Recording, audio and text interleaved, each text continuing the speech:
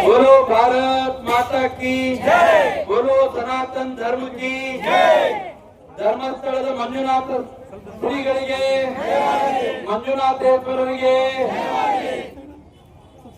ಇವತ್ತೇನು ಧರ್ಮಸ್ಥಳದ ಪರಮ ಪೂಜ್ಯರ ಬಗ್ಗೆ ಅವಹೇಳನಕಾರಿಯಾದಂತ ಹೇಳಿಕೆಗಳನ್ನ ಅನೇಕ ಯೂಟ್ಯೂಬ್ಗಳ ಮುಖಾಂತರ, ಸೋಷಿಯಲ್ ಮೀಡಿಯಾಗಳ ಮುಖಾಂತರ ಇವತ್ತು ಧರ್ಮಸ್ಥಳವನ್ನ ಚ್ಯುತಿ ತರಬೇಕು, ಆ ಧರ್ಮಸ್ಥಳದ ಮೇಲೆ ಜನರ ಭಾವನೆಗಳಿಗೆ ಚ್ಯುತಿ ತರಬೇಕು ಅಂತಕ್ಕಂಥ ಕೆಲಸ ಅನೇಕ ಜನರು ಮಾಡ್ತಾ ಇದ್ದಾರೆ.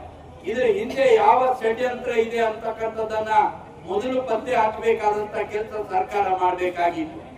ಆದ್ರೆ ಕಾಂಗ್ರೆಸ್ ಸರ್ಕಾರಕ್ಕೆ ಗುಂಟು ನೆವ ಬೇಕಾಗಿತ್ತು. ಇವತ್ತು ಒಂದು ಷಡ್ಯಂತ್ರದ ಫಲವಾಗಿ ಆ ಅನಾಮಿಕ ವ್ಯಕ್ತಿಯನ್ನ ಸರ್ಕಾರವೇ ಕೋರ್ಟಿಗೆ ಕಳಿಸಿ SIT ರಚನೆ ಮಾಡೋ ರೀತಿಯಲ್ಲಿ ಮಾಡಿ ಇವತ್ತು ಹಿಂದೂ ಧರ್ಮಕ್ಕೆ ಚ್ಯುತಿ ತರ್ತಕ್ಕಂಥ ಕೆಲಸ ಇಲ್ಲಿರ್ತಕ್ಕಂಥ ಕಾಂಗ್ರೆಸ್ ಸರ್ಕಾರ ಮಾಡ್ತಾ ಇದೆ ಅಂತಕ್ಕಂಥ ಮಾತನ್ನ ನಾನು ಈ ಸಂದರ್ಭದಲ್ಲಿ ಹೇಳ್ತೇನೆ. ಎಲ್ಲೆಲ್ಲಿ ಇಡೀ ಭಾರತ ದೇಶದಲ್ಲಿ ಕಾಂಗ್ರೆಸ್ ಪಕ್ಷ ಆಡಳಿತದಲ್ಲಿ ಇದೆಯೋ ಅಲ್ಲೆಲ್ಲಾ ಕಡೆ ಕೂಡ ಹಿಂದೂ ಧರ್ಮಕ್ಕೆ ಚ್ಯುತಿ ತರ್ತಕ್ಕಂಥ ಕೆಲಸ ಮಾಡ್ತಾ ಇದ್ದಾರೆ.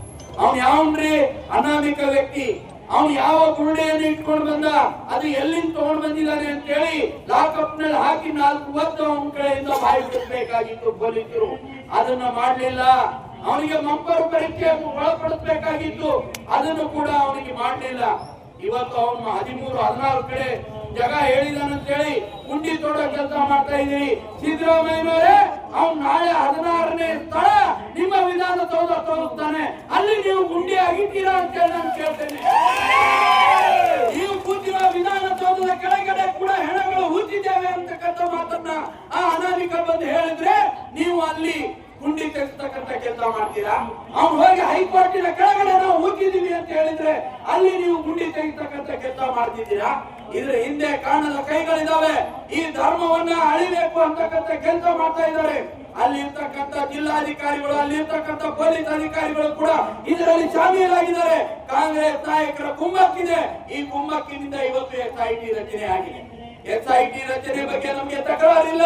ಆದ್ರೆ ಎಷ್ಟು ದಿವಸ ಈ SIT ಈ ರೀತಿಯ ಬುರುಡೆ ಮಾತನ್ನ ಕೇಳಿಕೊಂಡು ನೆಲೆಗಳನ್ನ ಅಗಿತಾ ಹೋಗ್ತಾರೆ?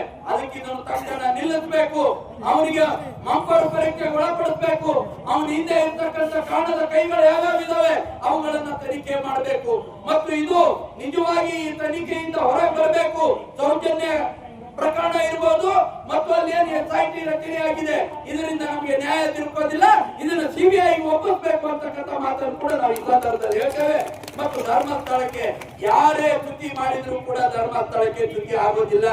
ಯಾಕೆಂದ್ರೆ ಕೋಟ್ಯಾಂತರ ಭಕ್ತರು ಧರ್ಮಸ್ಥಳದ ಮಂಜುನಾಥನ ಮೇಲೆ ವಿಶ್ವಾಸವನ್ನು ಇಟ್ಟಿದ್ದಾರೆ. ಅವನ ವಿಶ್ವಾಸವೇ ಅನೇಕ ಜನರು ಉಸಿರಾಗಿದೆ.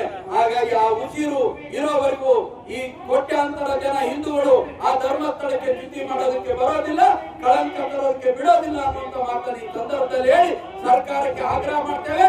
ತಕ್ಷಣ SIT ಒಂದು ಏನ್ ತನಿಖೆ ನಡೀತಾ ಇದೆ ಅದನ್ನ ನಿಲ್ಲಿಸಬೇಕು, ಮಂಪರು ಪರೀಕ್ಷೆ ಮಾಡಬೇಕು, ಆ ವ್ಯಕ್ತಿಗಳನ್ನ ಹಿಡಿದು ಒಳಗೆ ಹಾಕಬೇಕು ಅನ್ನುವಂತ ಆಗ್ರಹವನ್ನು ಮಾಡಿ ನನ್ನ ಮಾತಿಗೆ ವಿರಾಮ ಕೊಡ್ತೀನಿ. ಬೋಲೋ ಭಾರತ್ ಮಾತಾ ಕಿ